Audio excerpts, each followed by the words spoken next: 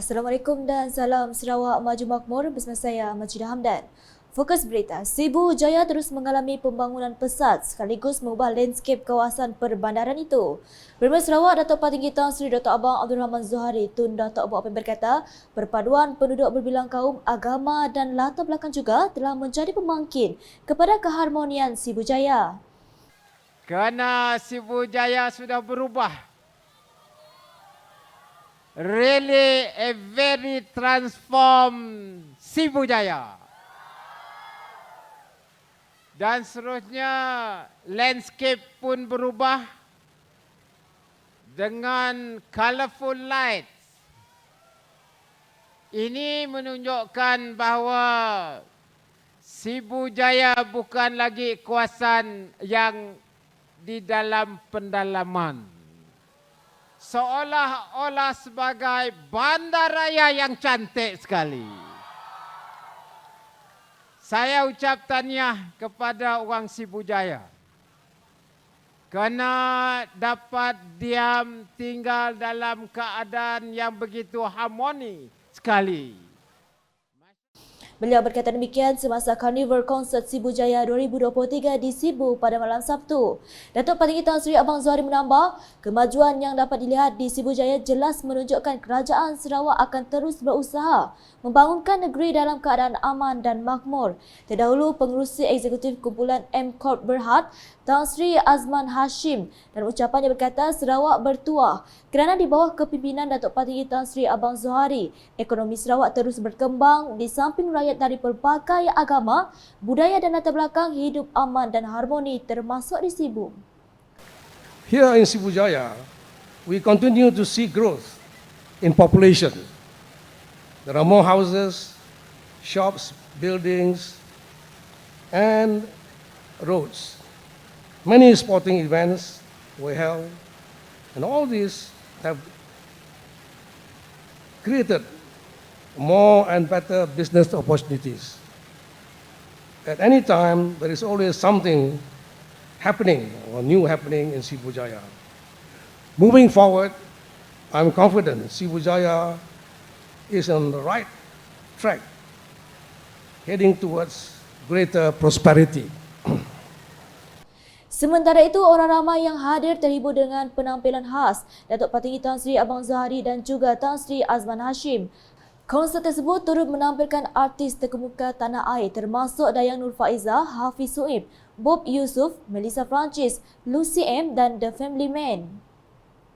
Laporan seterusnya, Kerajaan Sarawak kini terus maju ke hadapan dalam membangunkan negeri ini dengan memfokuskan kepada strategi pembangunan pasca COVID-19 PCDS 2030. Timbalan Premier Sarawak Datuk Seri Profesor Dr. Sim Koh Hian berkata inisiatif tersebut merupakan hasil ilham dan kebijaksanaan Premier Sarawak Datuk Patinggi Tan Sri Abang Zohari. Menurutnya, kestabilan politik dan keharmonian rakyat yang dikecapi kini juga membolehkan kerajaan negeri terus memberi tumpuan terhadap 3 prinsip utama PCDS 2030. So it allows us to focus on our premier post-COVID development strategy 2030. So this post-COVID development strategy PCDS 2030, what basically it is, number one, we are going to be the most prosperous state by 2030. Number two, we are going to be inclusive Sarawak. Number three, we are going to be environmentally sustainable Sarawak. Beliau berkata demikian ketika berucap dalam majlis 14th Annual Chariot Festival, Festival of India di tebingan Kuching pada malam Sabtu. Datuk Seri Dr. Sim menambah Sarawak dari segi ekonomi telah menjadi negeri berpendapatan tinggi pada tahun ini dan terus bergerak ke hadapan untuk meningkatkan pendapatan isi rumah rakyatnya, termasuk memberi pendidikan percuma untuk anak-anak negeri ini melanjutkan pelajaran ke institusi pengajian tinggi. Selain itu, katanya dalam meningkatkan keterangkuman untuk rakyat tempatan, Kerajaan Sarawak telah menyalurkan pelbagai inisiatif dan dana kepada agama-agama lain melalui unit hal ehwal agama-agama lain UNIFOR yang kini melonjak sebanyak RM100 juta setahun. We also has, not only has a unit, we also has allocate funding. Initially with 20 million a year, then it become 50 million, and then now is 100 million billion a year for you to build churches and temples so that no one got left out. This is what we mean by inclusivity. We include everyone.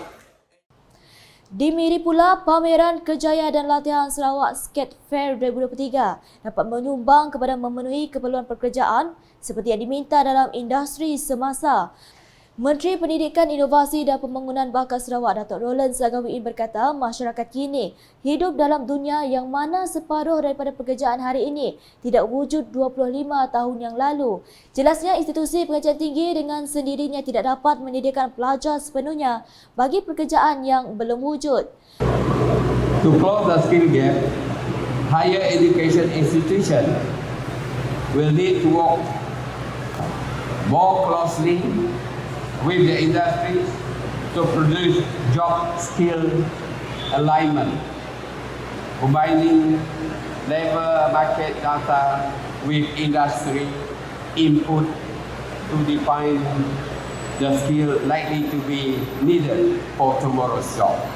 Therefore, it is my sincere hope that the interaction this Escape Fair 2023 will yield produce positive result for both employer and the student. Beliau berkata demikian melalui teks ucapannya yang dibaca oleh Timbalan Menteri Pendidikan, Inovasi dan Pembangunan Bakat Sarawak Datuk Francis Hardinolis semasa Majlis Perasmian Skate Fair 2023 pada Sabtu.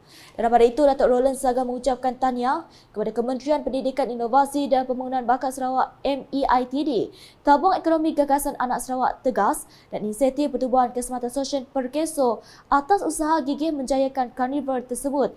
Difahamkan objektif utama karnival ini adalah untuk memberi maklumat berhubung peluang pendidikan serta peluang pekerjaan dan kerjaya kepada masyarakat umum di Sarawak sekaligus menyediakan ruang bagi meningkatkan kebolehpasaran graduan dan belia. Kembali ke perkembangan di Kuching dengan Borneo Sonic Music Festival BSMF 2023, festival muzik terbesar di Borneo, berjaya menarik hampir 30,000 pengunjung pada hari kedua yang berlangsung di Stadium Negeri Petrajaya. Festival yang berlangsung pada 6 dan 7 Oktober ini menampilkan bintang-bintang K-pop terkenal seperti Taeyang dari kumpulan Big Bang, CL dari kumpulan 2NE1, Suho daripada kumpulan EXO dan Hyo daripada kumpulan Girls' Generation.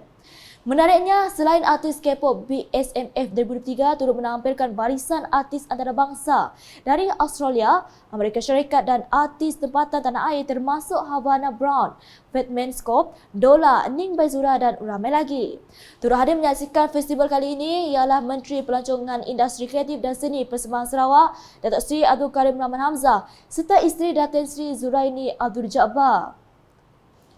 Manakala penambahbaikan yang berterusan perlu dilakukan untuk meningkatkan prestasi semua pihak berkuasa tempatan PBT di negeri ini.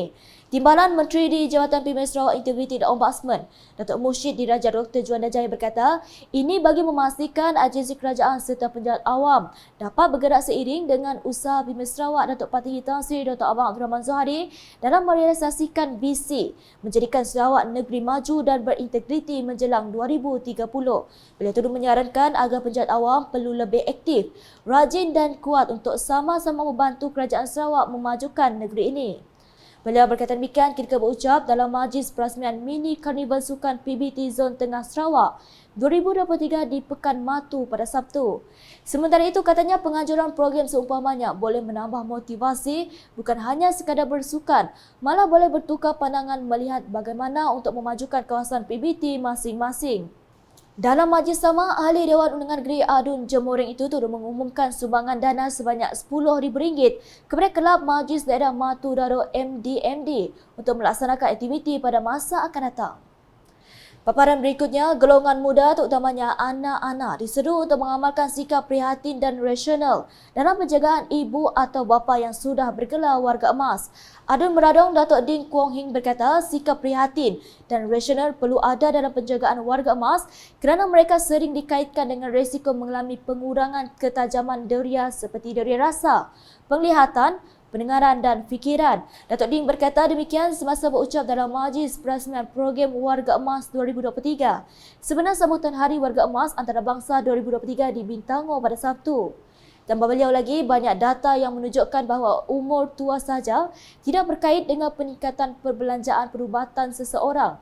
Malah yang menyebabkan perbelanjaan meningkat adalah perbelanjaan untuk ketidakupayaan dan kesihatan yang tidak baik. Justru Adun Meradong itu menasihatkan agar orang ramai terus menjaga kesihatan mereka bermula dari umur yang masih muda. Terdahulu, beliau berkesempatan hadir ke Hari Terbuka Pejabat Pendidikan Daerah PPD Meradong 2023 yang mana ia diadakan buat kali kedua. Punca peringkas dalam majlis tersebut, Datuk Ding memuji semangat muafakat yang padu dalam kalangan warga pendidik di daerah Meradong sehingga mampu melahirkan satu bentuk kerjasama yang sangat berseertinya dan menjayakan majlis seumpamanya. Dalam pada itu, beliau berharap semangat muafakat ini akan menjadi amalan semua pihak dalam menjalankan tugas masing-masing untuk memenuhi misi memajukan serta memakmurkan negeri ini demi kesejahteraan rakyat.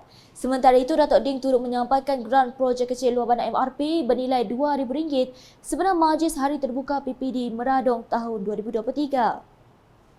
Sekian edisi Tengah Hari bersama saya Majudah Hamdan. Berita lebih lanjut boleh didapati di semua platform media sosial UKAS termasuk portal UKAS dan Sarawak.jvny dan UKAS channel di YouTube. Sebelum mengakhiri buletin edisi Tengah Hari ini, kami tinggalkan anda dengan suasana Karnival Konsert Sibu Jaya 2023 yang turut dimeriahkan dengan kehadiran Premier Sarawak di Sibu pada malam 1.